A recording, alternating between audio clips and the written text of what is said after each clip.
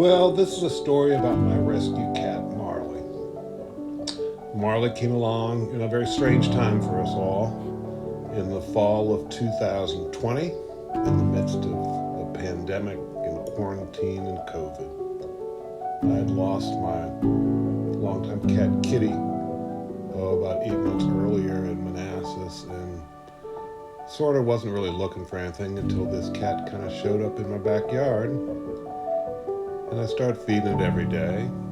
He had this most strange hairy growth on his back that looked like there was a chipmunk or a squirrel laying on the backbone, but it was just a mat of hair. And we thought initially we were going to have to put him under to get all of his mats out, but he was such a calm fellow, even from the get go. He never ever hissed at me.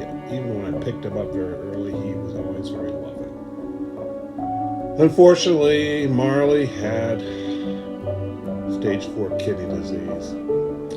And, I took him to the specialist, and there wasn't really a whole lot to do other than try to get him into foods that wouldn't aggravate his kidneys, lower protein stuff, which he hated. And at the end, we ended up putting him in regular food because he just hated the other and he was losing weight. So, he started to decline, I think, in the summer of 22.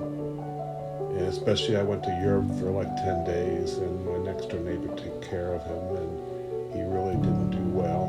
And unfortunately, very soon after, I came one day and he stopped eating his food.